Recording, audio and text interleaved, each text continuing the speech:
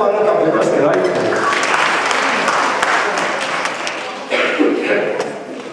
As hy, dan sê eintlik alles, né? Jy loop, as jy dieper in God se liefde delf, dan loop jy anders.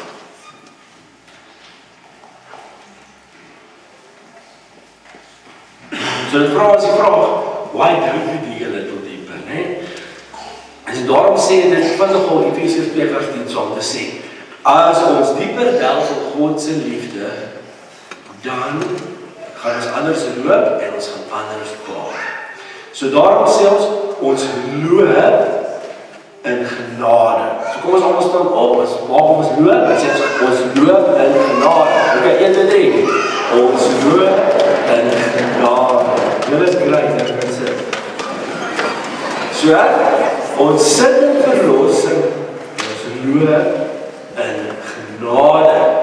Maar, nou gebeur 'n ander ding.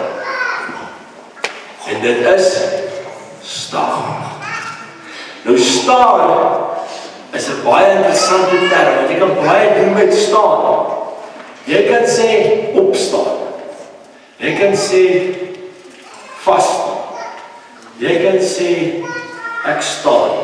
So staan het 'n baie groot betekenis. Vasstaan, opstaan, uitstaan, instaan. Staan is baie belangrik vir ons, is 'n belangrike woord. Johannes 17 vers 5 tot 18 sê, ek bid nie dat u hulle uit die wêreld moet weggee nie, maar dat julle van die bose moet bewaar. Hulle behoort nie tot die wêreld nie, net soos ek ook nie tot die wêreld behoort nie. Laat hulle aan u toegewy wees deur die waarheid. U woord is die waarheid. Soos u my gestuur het in die wêreld, het ek ook hulle in die wêreld gestuur. Kyk. So, die eerste ding is vasstaan. So vasstaan beteken ons as Christene doen goed 'n bietjie anderster, né? As party mense jok, omdat hulle huis nog nie klaar is nie, dan vra ons om verskoning sê juffrou, ek is jammer ek het dit nie gedoen nie. As ander mense goed steel en van dit soos nee, dis nie reg nie. Ons doen goed anders en baie keer maak dit die lewe vir ons 'n bietjie moeilik is, né? Want die mense om ons doen goed anders as ons. En baie keer dit ons doen maak dit lewe 'n bietjie moeiliker. Maar dis die regte manier. En dan moet ons vas, want ons sê maar dis nie reg nie. Ons staan vas want die Here sê vir ons moet dit nie so doen nie. Dan die ander ding is, as 'n mens mooi gedoen en die regte gedoen in die lewe, gaan die duiwel jou nie uitlos nie. Hy gaan ons sê, as jy so 'n oggend in die kerk toe kom, gaan hy sê, ag, wil jy nie nog 'n bietjie lê nie?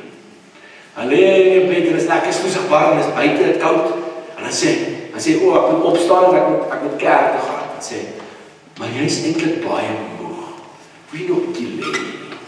Sê, nee, ek moet kerk toe gaan. Dan staan jy vas, dan sê, klim jy in die bed en dan gaan sit jy by die TV of by die eetkamertafel en jy eet ontbyt. Dan eet jy. Dan sê jy vir jou, ag, wil jy nie nog iets vir jou maak nie? Het gaan jy nog laat maak vir kerk, dan wil jy nog iets eet. Soos die duiwel altyd besig om ons te probeer wegtrek van die goeie goed wat ons doen. Goed, soos as jy vir jou maatjie nog 'n broodjie vat, dan sê die duiwel vir jou, ag, is dit regtig nie nodig? Sulke dinge. Of die duiwel se grootste wapen is om te sê, dink jy Jesus is regtig lief vir jou? Met al jou sonde en dinge. Dan moet jy sê, nee, maar ek staan vas. Ek staan vas in die Here wat vir my sê, hy is lief vir my. So ons moet vas staan in geloof. Ons staan in geloof. Ons weet, Jesus is lief vir ons. Ons weet, Jesus beskerm ons. Ons weet, God is baie lief vir ons. Ons moet vas staan in. En dan is daar uitstaan.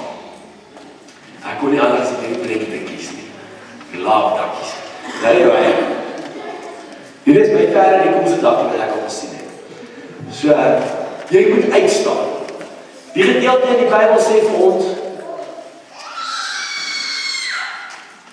hulle behoort nie tot die wêreld nie, net soos ek ook nie tot die wêreld nie. Jesus sê, ek behoort nie tot die wêreld nie, maar ek is in hom. En sê ons behoort aan ons goddelike familie en ons goddelike gesin. En daarom staan ons bietjie uit. Want ons doen goed anders, ons betoon liefde op ander maniere. Ons is net, as die wêreld sê, neem wraak, dan sê ons neem liefde. As die wêreld sê, jy moet alles doen, boording, dan sê ons nee, ons moet mense saam met ons vat. Jesus leer ons op 'n ander manier. En die tyd wat Jesus daar was, het hulle mense uitgestoot. As jy 'n bietjie siek was, nee, het hulle nie gesê, nee, gaan nie uit, waar poorte gaan dood buite die stad. Want Jesus gesê, nee, jy moet hulle juist oppas, jy moet hulle beskerm. Jesus het gekom en hy mense vasgehou. En so het hy uitgestaan in die wêreld. Ons staan uit, maar ons staan vas ook in geloof. So ons staan in geloof. Ons sit in verlossing, ons loop in genade en ons staan in geloof. So kom ons staan gou, dis om nie staan. Jy staan. Alright. 1, 2, 3. Staan in geloof. Kom ons sit, kom ons terug by die rytjie saam sê. Maar dit is belangrik. Julle moet weet, julle is besig met 'n personal training session. Vandag jy moet bene. Alright. So ons sit in verlossing. Ons loop in genade en ons staan in geloof. Ons doen dit 1 keer. 1, 2, 3. Ons sit in verlossing. Ons loop in genade en ons staan in geloof. Dan gaan julle dit doen by. 1, 2, 3.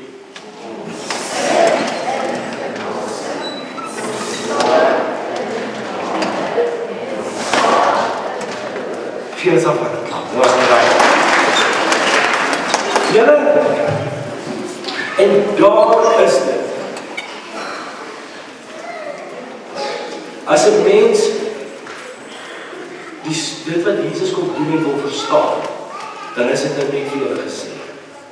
Dis 3 dele van Christendom. Eerstens is ons verlossing. Jesus het gekom om ons te verlos. Ons het nou oor die tydperk van 2 kwartale 'n preekreeks gedoen hier so by ons, gesê dit is volbring. Jesus se kruiswoord, ons moet hier gaan na kyk.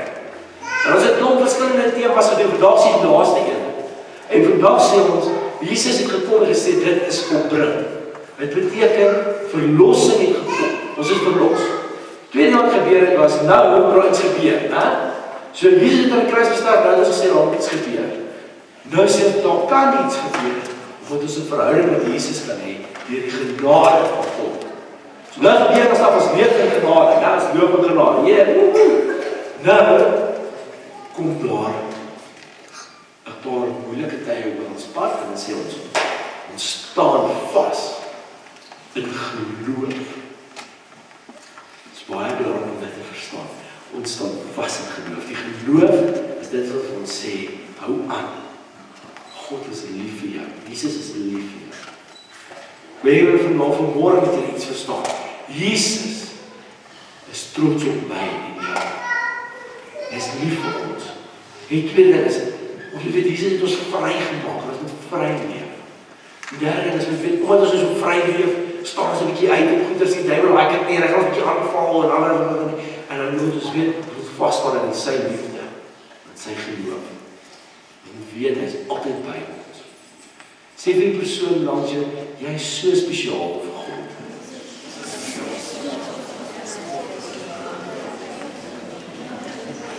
En hy is baie lief vir jou.